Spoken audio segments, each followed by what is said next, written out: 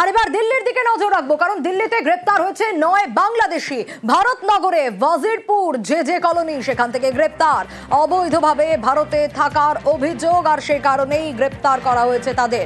কোচবিহার সীমান্ত দিয়ে ভারতে অনুপ্রবেশ, কিন্তু কিভাবে, কতদিন আগে দিল্লি থেকে গ্রেপ্তার করা হয়েছে ৯ বাংলাদেশিকে। কোথা থেকে? ভারতনগরে ওয়াজিরপুর যে কলোনি, সেখান থেকে গ্রেপ্তার করে পুলিশ। আর কেন গ্রেপ্তার? তার কারণ অবৈধভাবে তারা ভারতে থাকছিল, এই অভিযোগেই গ্রেপ্তার করা হয়েছে। কিভাবে তারা অনুপ্রবেশ করেছিল ভারতে? কোচবিহার সীমান্ত দিয়ে অনুপ্রবেশ করেছিল। ৯ জনকে গ্রেপ্তার দিল্লি পুলিশের ফরেনার্স সেলের। আরো একবার নজর রাখবো, যে খবরে নজর রেখেছি ইতিমধ্যেই, আরো বাংলাদেশি গ্রেপ্তার। দিল্লি থেকে ৯ জনকে গ্রেপ্তার করা হয়েছে। আরো ডিটেল মৈত্রীর কাছ থেকে জানতে পারবো। মৈত্রী, কিভাবে তারা ভারতে প্রবেশ করেছিল? অবৈধভাবে তো ভারতে থাকার অভিযোগেই গ্রেপ্তার, কিভাবে অনুপ্রবেশ? দেখো, এই ডিটেলস গুলোই তারা জানার চেষ্টা করছে। তবে এখনো পর্যন্ত যেটা জানতে পেরেছে দিল্লি পুলিশ, যে কোচবিহারের যে বর্ডার রয়েছে, যে সীমান্ত রয়েছে, সেখান থেকে বেআইনি ভাবে প্রবেশ করেছিল এই বাংলাদেশি নাগরিকেরা, এবং তারা সেখান থেকে প্রবেশ করে ভারতে প্রবেশ করে। প্রথমে পশ্চিমবঙ্গে কিছুদিন থাকে এবং তারপর তারা চলে এসেছিল একেবারে দিল্লিতে, এবং সেখানকার নর্থ ওয়েস্ট ডিস্ট্রিক্টে, সেখানে ওয়াজিপুর যে এলাকা রয়েছে, সেই ওয়াজিপুর কলোনিতে তারা ইলিগালি থাকতে শুরু করে। এবং এই ন্যাশনালের ব্যাপারে খবর পাওয়ার পরে কিন্তু ভারতনগর পুলিশ স্টেশনের তরফ থেকে তারা ওখানে ছাপা মারে এবং এই ব্যক্তিদেরকে গ্রেপ্তার করা হয়। এখনো পর্যন্ত যেটা জানা যাচ্ছে, যে স্মার্টফোন যেটাতে আইএমও অ্যাপ্লিকেশন রয়েছে, যে আইএমও অ্যাপ্লিকেশন যথেষ্ট ব্যান, সেই মোবাইল ফোন রিকভার করা হয়েছে এবং ধৃতদের কাছ থেকে, এবং ইতিমধ্যে ফরেন সার্ভিসেসের সঙ্গেও যোগাযোগ করা হয়েছে, অর্থাৎ বিদেশ মন্ত্রকের তরফ থেকে আর.কে পুরমের, যারা এদের ডিপোর্টেশনের ব্যবস্থা যাতে করতে পারে। বেশ মৈত্রী,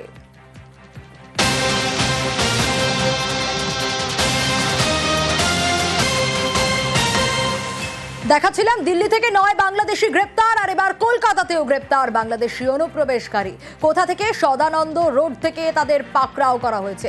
কিন্তু কিভাবে তারা সীমান্ত পেরিয়ে বাংলায় ঢুকলেন, কতদিন ধরে রয়েছেন, রনক ডিটেল আপডেট দিতে পারবে। রনক, দেখো, একেবারে ২০২৩ সালে উত্তর ২৪ পরগনায় বাংলাদেশ ভারত সীমান্ত থেকে এই আজাদ শেখ প্রবেশ করে এবং তারপর থেকেই সেখানে বসবাস শুরু করেন।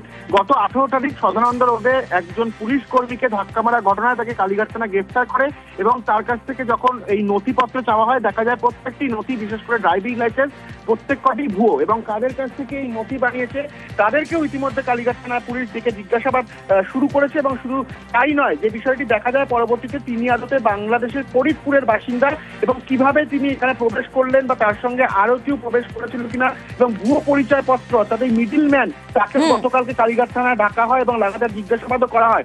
অর্থাৎ এই মিডিল ম্যান আরো কাউকে এরকম ভুয়ো পরিচয় পত্র করিয়ে দিয়েছিল কিনা, পুরো বিষয়টি কিন্তু ইতিমধ্যে তদন্ত করছে কালীঘাট থানার পুলিশ। বেশ,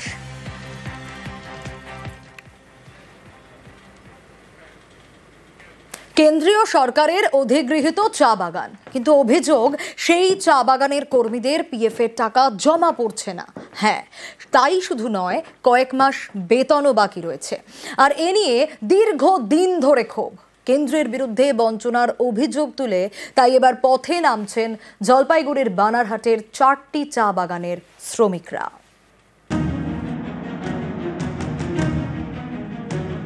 জলপাইগুড়ির বানারহাট, এখানে কেন্দ্রীয় সরকার অধিগৃহীত চা বাগান 4টি।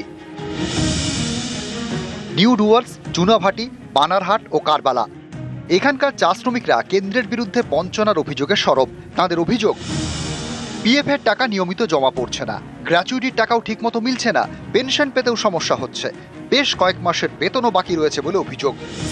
এ নিয়ে চা বাগানের কর্মীদের মধ্যে তৈরি হয়েছে ক্ষোভ।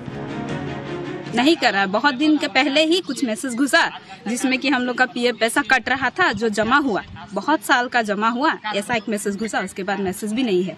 हम लोग सिर्फ कमा रहे हैं, हम लोग का इनकम भी कम है, ऊपर से हम लोग का जमा पूंजी भी बहुत कम है।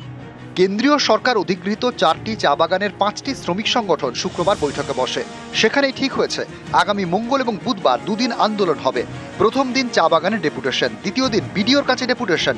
इसको लेके हम लोग चिंतित हैं और हम लोग चर्चा विषय करने के बाद एक ठोस हम लोग निर्णय लिया है कि आगामी दिन में हम लोग एक डेपुटेशन प्रत्येक चारों बागान में देंगे। हम लोग एक अल्टीमेटम ही दे रहे हैं, उसके बाद देखेंगे, समय हम लोग निर्धारित करेंगे।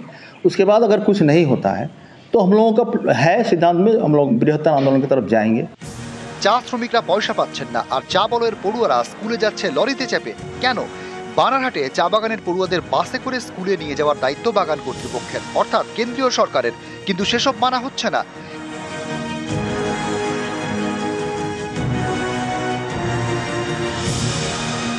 এরই মধ্যে এবার বকেয়া মেটানোর দাবিতে আন্দোলনে নামছেন বানারহাটে কেন্দ্রীয় সরকারের অধীনস্থ 4টি চা বাগানের কর্মীরা। জলপাইগুড়ি থেকে রকি চৌধুরী, নিউজ 18 বাংলা। গাইঘাটার সরকারি জমি দখল করে বেআইনি নির্মাণ, একেবারে যশোর রোডের গা ঘেঁষে এই সরকারি জমি, সেখানে দোকান তৈরি হচ্ছে। অভিযোগের আঙুল স্থানীয় দুই ব্যবসায়ীর দিকে।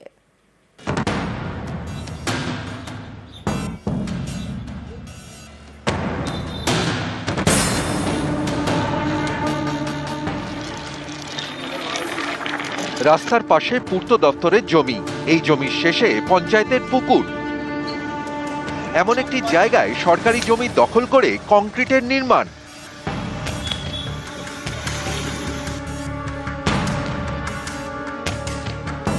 উত্তর 24 পরগনার গাইঘাটায় ইছাপুর 1 নম্বর গ্রাম পঞ্চায়েত। এখান দিয়ে গিয়েছে যশোর রোড। রাস্তার পাশে পিডব্লিউডির জমি। গাইঘাটায় সেই জমির একাংশ দখল হয়ে গিয়েছে, তৈরি হচ্ছে দোকান। পূর্ত দপ্তরের জায়গার পরেই পঞ্চায়েতের পুকুর, সেই পুকুরের একাংশ দখল হয়ে গিয়েছে বলে অভিযোগ। তোলা হচ্ছে দোকানের পিলার। অভিযোগের আঙুল দুই ব্যবসায়ীর দিকে। তাদের নির্মাণ বন্ধের নোটিশ ধরিয়েছে পঞ্চায়েত, এরপরই নির্মাণ বন্ধ। নোটিশ দেওয়া হয়েছে পঞ্চায়েত থেকে। ওনারা বললো যে ওনাদের সরকারি যে পুকুরটা, ওই পুকুর দখল করছে, কিন্তু আদৌ না। এবার সবাই রাস্তার পাশে ঘর করছে, সেই হিসাবে আমিও ঘর করেছি। এবার যখন সরকার চাইবে ভেঙে দিতে, তখন ভেঙে দেবে, এটাই স্বাভাবিক। আমি দুজনের বিরুদ্ধে নোটিশ জারি করেছি। আমার গাইঘাটা পিডব্লিউডির জায়গা দখল করে, প্লাস আমার জেলা পরিষদের একটা পুকুর আছে, যেটা অনেক লড়াইয়ের পরে আমরা পঞ্চায়েতের হাতে পেয়েছি। সেটাকে দখল করে অবৈধভাবে নির্মাণ কার্য করছে। প্লাস আমার ওইখানে যে পঞ্চায়েতের জেলা পরিষদের যে পুকুরটা রয়েছে, যেটা আমার বর্তমানে পঞ্চায়েতের আন্ডারে, ওটাকে পিলার করে পুকুরের উপর নির্মাণ করছে। গাইঘাটা থেকে অনিরুদ্ধ কীর্তনিয়া, নিউজ 18 বাংলা।